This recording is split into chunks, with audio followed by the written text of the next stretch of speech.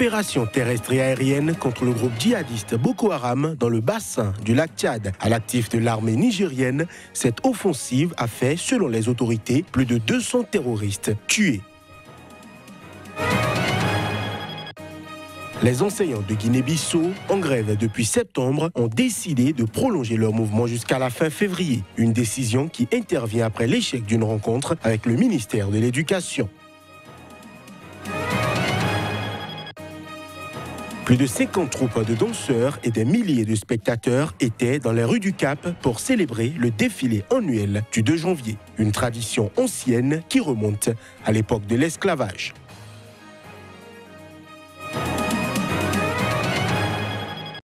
C'était là le sommaire de ce nouveau journal sur Sika. Bienvenue à chacun, bienvenue à tous. Nous ouvrons par des nouvelles du Niger où l'armée a lancé des opérations terrestres et aériennes contre le groupe djihadiste Boko Haram dans le bassin du lac Tchad, c'est bien dans le sud-est du pays. Et selon un communiqué du ministère de la Défense publié ce mercredi, cette offensive a permis de mettre hors d'état de nuire plus de 200 terroristes. Les précisions. Les actions combinées des troupes au sol et de l'aviation ont donné le bilan provisoire suivant à la date du 2 janvier 2019. Côté ennemi, plus de 200 terroristes mis hors d'état de nuire suite aux frappes aériennes et 87 autres neutralisés par les troupes au sol, précise le communiqué lu à la télévision d'État. Cette vaste opération de ratissage lancée le 28 décembre 2018 est concentrée le long de la rivière Komadougou qui sert de frontière naturelle entre le Niger et le Nigeria et sur les îles du lac Tchad, poursuit le test. Les zones visées sont des espaces très marécageux qui servent de repère aux combattants de Boko Haram. Aucune perte, ni en vie humaine, ni en matériel, n'est à déplorer dans les rangs des militaires nigériens, assure le ministère. Les djihadistes ont également subi des pertes matérielles avec 8 pirogues détruites, 3 véhicules dont celui de la société française Foraco, emportés lors de l'attaque des djihadistes le 22 novembre contre la localité de Toumour dans la même zone, souligne le communiqué. En outre, l'armée a saisi 2 mitrailleuses, 2 lance-roquettes RPG, des armes d'assaut, 2000 cartouches de divers calibres, ainsi que des téléphones portables. Cette offensive des forces nigériennes intervient un mois après que l'armée nigérienne ait dit craindre des attaques de Boko Haram contre ses positions dans cette zone début 2019.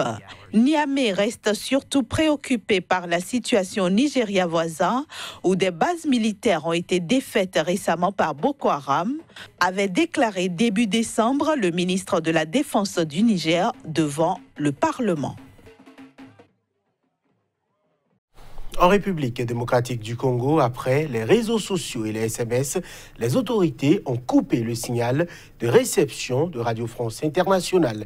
Elles ont affirmé mercredi avoir coupé le signal de réception d'une télévision proche de l'opposition, accusée d'avoir publié des résultats des élections cruciales avant leur publication officielle. Yayette Mavinga Kataï, notre correspondante sur place, nous fait le point de la situation. La connexion Internet a été perturbée le lundi 31 décembre, soit au lendemain des élections. Tout a commencé par une lenteur inhabituelle avant que beaucoup d'utilisateurs remarquent une coupure totale.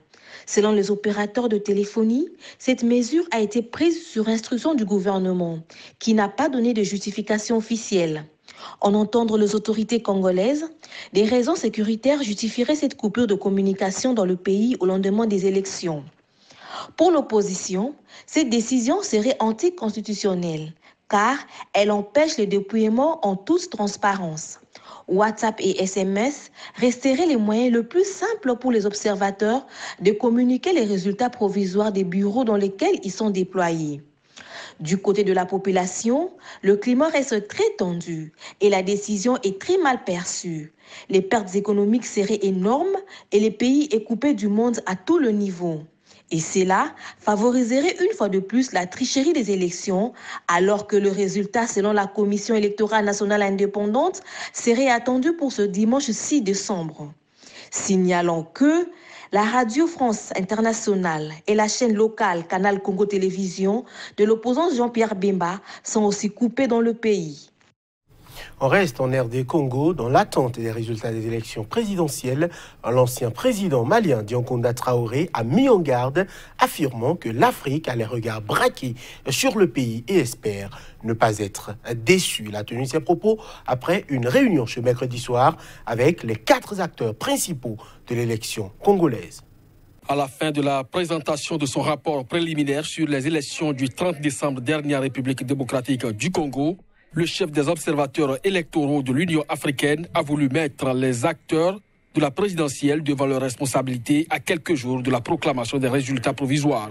C'était à l'issue d'une réunion qu'il a tenue ce mercredi avec les 2 principaux candidats d'opposition, Félix Tshisekedi et Martin Fayulu, un représentant du candidat du pouvoir, Emmanuel Ramazani Shadari, et du président de la Commission électorale nationale indépendante, Zassedi, Corneille Nangaa. Le dialogue était nécessaire entre les différentes parties. Et ce dialogue-là, bien entendu, il est conditionné par un certain nombre de choses. D'abord, la bonne volonté des uns et des autres. Ensuite, il y a eu des élections. Que les résultats qui seront proclamés soient conformes à la volonté des électeurs. Une fois, c'est ce que nous avons dit. Nous les avons mis devant leurs responsabilités. Et nous avons dit, l'Afrique a les regards braqués sur vous. Faites en sorte que nous ne soyons pas dessus. Est-ce que M. Shadari était... Nous nous sommes rencontrés, c'est déjà bon. Quand vous voyez Fayulu à côté de Tshisekedi, à côté du représentant de Shadari, c'est une très bonne chose, puisqu'après tout, nous sommes tous des Congolais. Dans l'attente des résultats, les autorités congolaises ont coupé le signal de réception de Radio France Internationale et retiré l'accréditation de sa correspondante en RDC, où la radio publique française est très écoutée. Elles ont également suspendu l'accès à Internet et aux réseaux sociaux. La conférence des évêques doit présenter ce jeudi un rapport bien plus complet, fruit du travail des 40 000 observateurs qu'elle affirme avoir déployés. Je l'annonçais en titre, les enseignants de Guinée-Bissau en grève depuis septembre ont décidé de prolonger leur mouvement jusqu'à la fin février. Une décision qui intervient après l'échec d'une rencontre avec le ministère de l'Éducation, a-t-on appris ce mercredi. La précision. Depuis plusieurs années, les enseignants bissau-guinéens revendiquent le paiement d'arriérés de salaire, l'adoption d'un plan de carrière pour tous les professeurs ainsi que de meilleures conditions de travail. Nous allons poursuivre notre mouvement jusqu'à obtenir gain de cause. Nous venons de déposer un préavis de grève de 30 jours qui prend effet lundi 8 janvier et un autre préavis va suivre dès la fin de celui-ci, a déclaré le dirigeant du comité des enseignants grévistes. Le secrétaire général du ministère de l'Éducation, César Delgado, a pour sa part affirmé devant la presse que le gouvernement avait pris toutes les dispositions qui s'imposent pour la reprise des cours dès lundi.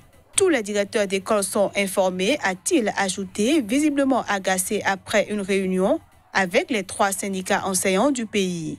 La Guinée-Bissau, ex-colonie portugaise, est un des derniers pays au monde dans le classement de l'indice de développement humain du programme des Nations Unies pour le développement.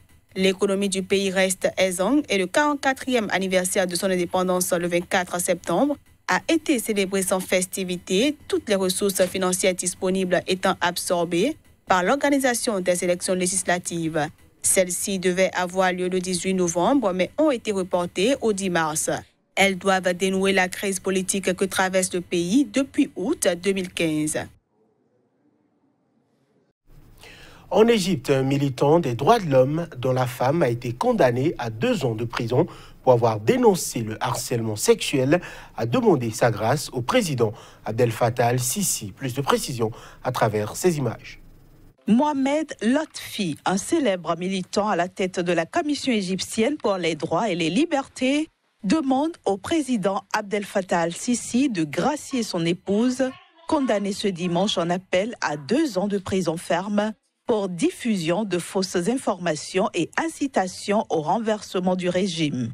Il a indiqué avoir présenté une demande en ce sens auprès du Conseil national des droits de l'homme, chargé de transmettre le dossier à un comité présidentiel. Amal a été arrêté en mai après avoir posté une vidéo sur sa page Facebook condamnant le harcèlement sexuel à l'égard des femmes car elle avait été harcelée à 2 reprises en moins d'1 heure le même jour. لتحرش جنسي مرتين في غضون ساعة. التعنت دوت أخشى إن هو يكون سببه الحقيقي. Je crains que cette dureté avec elle ne soit le résultat de mon travail en tant que militant des droits de l'homme. C'est pour me harceler. C'est comme une sorte de pression pour me faire arrêter mon travail. Mais en réalité, mon travail respecte la loi et la Constitution.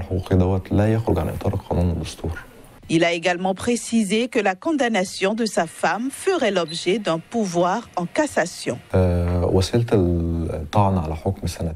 Le seul recours possible pour une peine de 2 ans consiste à faire appel à la Cour de cassation pour la modifier ou un nouveau procès pour Amal, en raison des évidentes failles juridiques de sa peine d'emprisonnement pour 2 ans. Arrêtée en mai, Amal Fati, ancienne actrice et mannequin, actuellement assignée à résidence, doit se rendre au commissariat chaque semaine. Mais son époux craint qu'elle soit de nouveau arrêtée samedi lors de son prochain rendez-vous. Et pour mettre un terme à cette édition, plus de 50 troupes de danseurs et des milliers de spectateurs étaient dans les rues du Cap pour célébrer le défilé annuel du 2 janvier. Le défilé est une tradition ancienne au Cap et remonte à l'époque de l'esclavage où les esclaves étaient autorisés à célébrer le Nouvel An. Le 2 janvier, les spectateurs peuvent parfois camper dans la rue pendant 5 jours pour le meilleur point de vue. Les images. Un tour chez la maquilleuse pour des motifs de plusieurs couleurs, histoire de se préparer pour le carnaval du Cap en Afrique du Sud qui se tient tous les ans. Cette année encore, des milliers de personnes y ont pris part, comme dans les années précédentes. La tradition vieille de 2 siècles et ancienne au Cap a survécu à l'apartheid. Le carnaval retrace les réjouissances des esclaves le 2 janvier, seul jour de l'année où il leur était permis de se rassembler et de se détendre. C'était d'ailleurs le jour où ils étaient autorisés à célébrer le Nouvel An. Et comme à chaque fois, participants et visiteurs sont émerveillés et éblouis par la créativité et la joie rassemblées dans un esprit de fête.